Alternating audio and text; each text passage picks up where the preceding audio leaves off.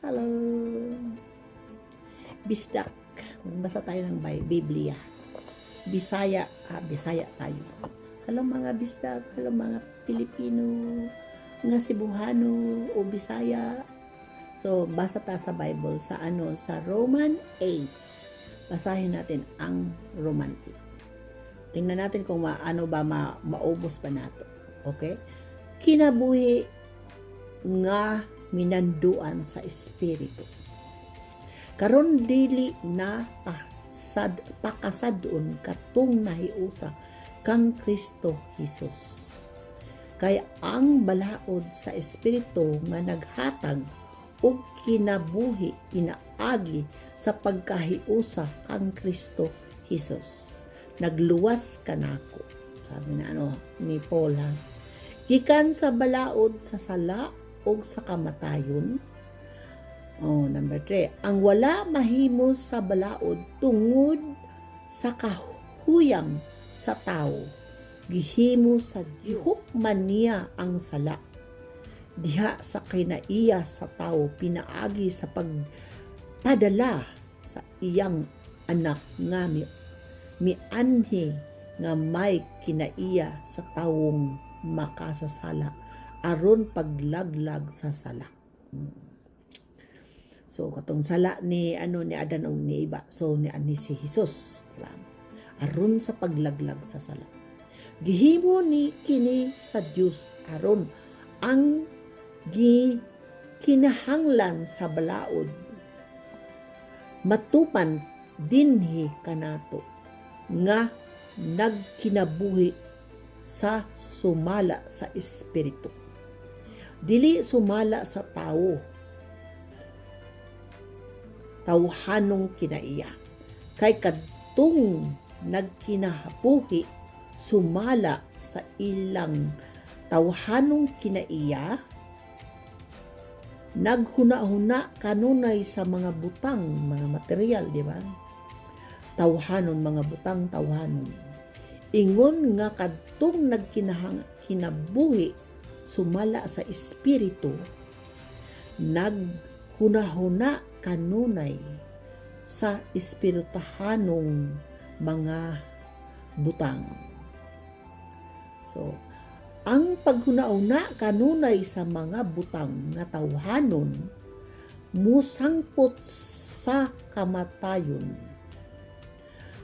Apan ang paghuna-huna kanunay sa mga butang nga espiritu hanon musangpot sa kinabuhi, buhi ug kalinaw.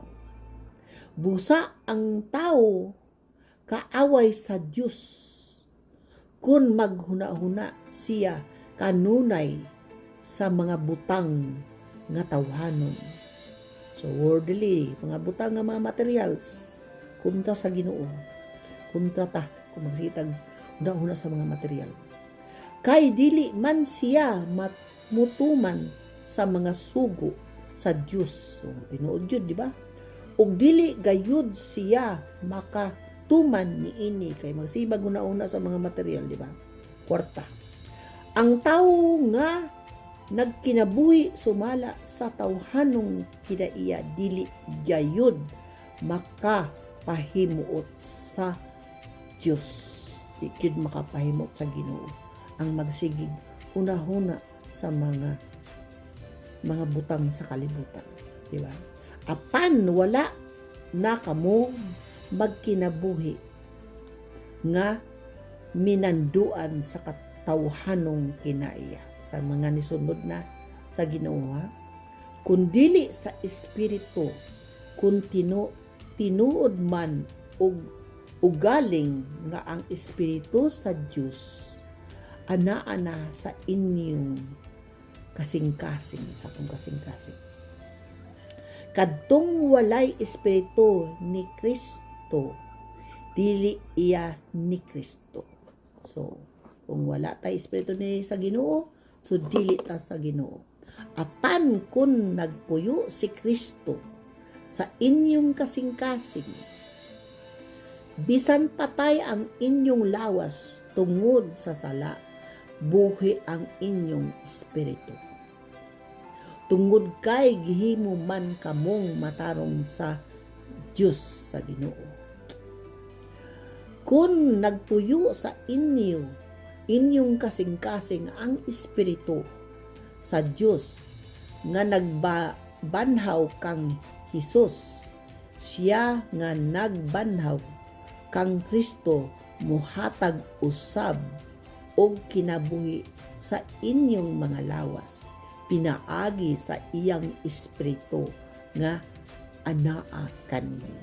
Wow, di ba? So balik na ta sa Ginoo. Dawaton nato si Hesukristo. Busa mga igsuon, aduna kitay katungdanan apan dili sa pagkinabuhi sumala sa tawhanong kinaiya. Kung magkinabuhi kamo minanduan sa tawhanong kinaiya, mamatay gayud kamo. Namatay ang atong espiritu. Apan kung pinaagi sa espiritu, patyon ninyo ang tawhanong binuhatan. So patyon nato, kalimtan nato ang mga tawhanong binuhatan diri sa yuta. Mabuhi gayud kamo, mabuhi gud ta. Ang tanang gimanduan sa Espiritu sa Dios, mga anak sa Dios, mga anak sa Dios. Kaya ang Espiritu nga gihatag sa Dios kaninyo dili maghimo kaninyong ulipon aron mahadlok kamo. Hinunua ang maong Espiritu maghimo kaninyo nga mga anak sa Dios. Tungod niini makasangpit na kita sa Dios sa pag-ingon, amahan ko. Makighig-usa ang maong Espiritu sa atong espiritu ug matuod nga mga anak na kita sa Ginoo. Og sanglit mga anak naman kita niya, anak naman tiya sa Ginoo, maka panag-iya kita sa mga panalangin nga gihatag nga gitagana sa Dios sa iyang katawhan. Dugang paniini, mahimo kitang masig ka manununod ni Kristo sa tanan nga gitagana sa Dios kang Kristo. Kay kun makigambit kita sa iyang mga pag-antos, makaambit usab kita sa iyang himaya. Amin, di ba, no? Di ba ang ganda? Di ba ang kung ta mosunod ta sa Ginoo. Kung dawaton nato si Jesus, so mag-ambit ta sa iyang himaya. Di ba? So ang espiritu sa Ginoo kung ani-ana kanato. So dili nata maghuna-una sa mga butang diri sa kalibutan, kundi maghuna-una nata sa unsay buhat sa espiritu sa Ginoo. Magbasa nata sa Bible, mag-evangelize nata, manghatag ta o daghan tag buhaton nga maayo. Kung dili ta sa kuan sa atong buhat nga maayo, tan-awon ta sa atong kasing-kasing sa Ginoo ug unsa ang atong buhat. So sa arita sa kuan 18, ang umaabot nga himaya. Giisip sa ko nga ang atong mga pag-antos ni ining panahon na dili gayud ikatandi sa himaya nga ipadayag unya kanato. Ang tanang binuhatan nang pun nga nagpaabot nga ipadayag sa Ginoo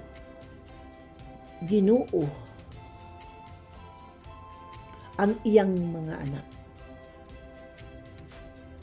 Kay gihukmang walay kapuslanan ang tanang binuhat.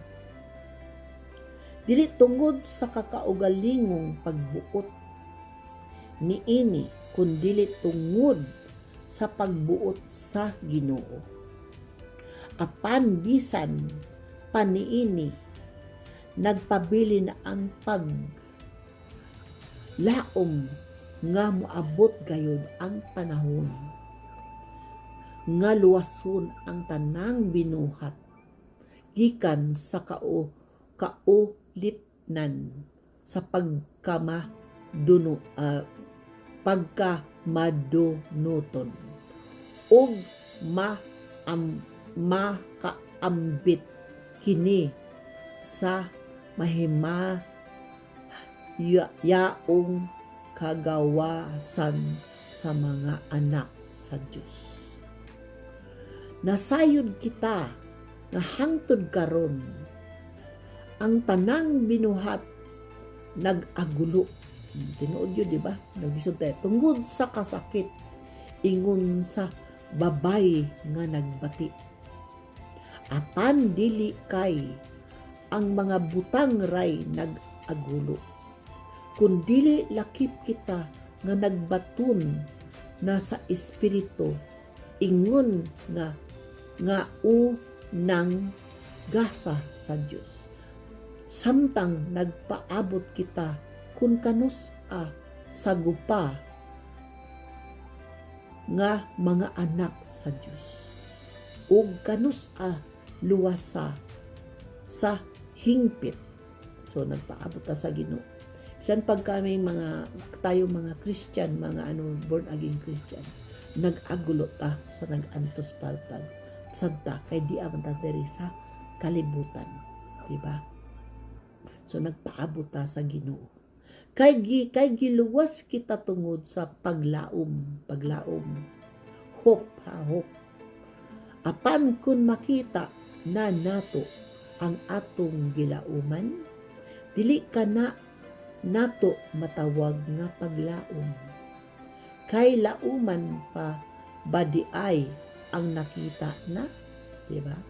Apan kun maglaom kita na wala nato makita, magpaabot kita nga mapailubon. So mapailubon, magpaabot kita nga mapailubon. So continue tayo sa atong paglaom, di ba, sa Ginoo. Sa samang pagkapaagi, sa atong pagkahuyang, tabangan kita sa Espiritu. God, Holy Spirit is a helper, di ba? Kay wala kita masayon unsaon nato pagampo. Ang Espiritu mismo mga liyupo sa Dios.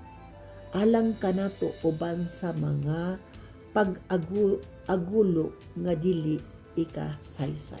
So mo nang mag-ampo ta sa Ginoo, nya kanang makasulti na taog kanang holy kanang speaking of the tongue, nang the secret sa istorya nga sa Ginoo ra nga ilarang kanang sa ang ana kay speaking of the tongue, di ba? Unknown language. So ug ang Dios nga nasayod sa kasing-kasing sa tawo, nasayod unsay gihuna-huna sa Espiritu. Kaya ang Espiritu mga liyupo sa Dios, alang sa iyang katawan, sumala sa iyang kapubuton. So ang Holy Spirit, tabang nato, di ba?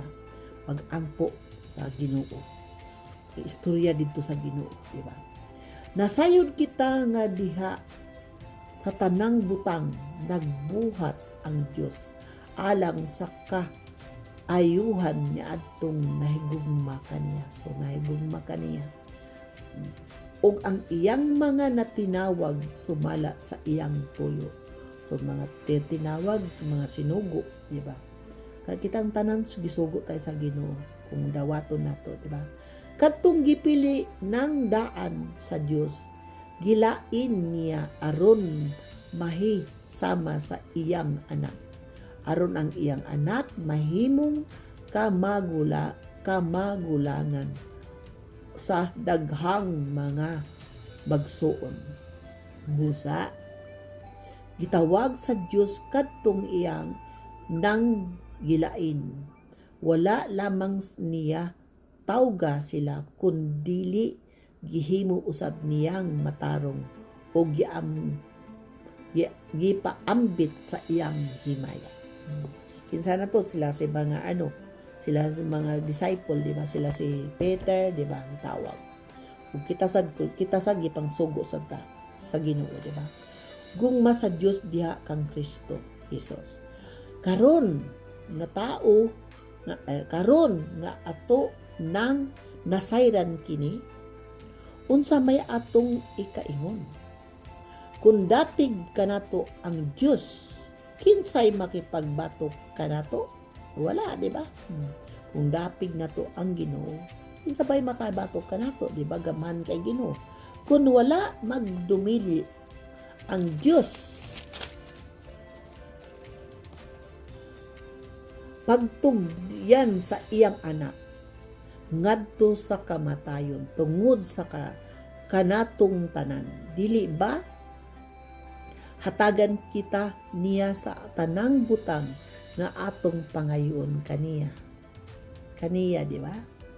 Kinsa mangahas pagsumbong sa mga piniling katawan sa Dios. Ang Dios mismo ang nag-ila kanila nga walay sala. May makahukom ba kanila nga sila sadaan? Wala, di ba? So, apil na taana kuto sa Ginoo, di ba? Si Kristo Jesus mao ang nagpakamatay sa ug gibanhaw, di ba? Si Hesus Kristus mao ang nagpakamatay ug nabanhaw. Atua siya sa tuo sa Dios ug nangaliyuko alang kanato. Busa kinsay makapahimo lag kanato sa gugma ni Kristo, di ba? Ang kasamok ba, ang kalisdanan, ang mga paglutos ug gutom, ang kakabus nga katalagman ug ang kamatayon? Sumala sa kasulatan, tungod kanimo na miligro kami sa tibuok adlaw. Nahiisama kami sa ihawon nga mga karniro. Diba? Kaya kung sunod ta sa Ginoo ni Jesus, diba? Dili hinunua taliwala niining tanan. May hingpit kitang kadaugan. Pinaagi kaniya nga nahigugma kanato. Kay siguro ako nga walay bisan unsa nga makapahimulag kanato sa iyang gugma. Bisan ang kamatayon ni ang kinabuhi ni ang mga anghel ni ang mga langitong punuan o mga gahom ni ang mga butang karon ug sa umaabot nga kapanahunan, bisan ang kalibutan sa itaas o sa ilalom, wala gayoy bisan unsa sa mga binuhat nga makapahimulag kanato sa gugma sa Ginoo nga naato pinaagi sa atong Ginoong Hesukristo. Diba, no? Mahal na mahal tayo sa atong Ginoo. Napakamahal higugma ta sa Ginoo. Nagpakamatay sa krus para maangko nato ang kinabuhi nga dayon So dawaton na to si Kristo. So basahon na to ang atong Biblia. Salamat o basahon na to ang atong Biblia. God bless. Salamat. Amping mo tanan diha.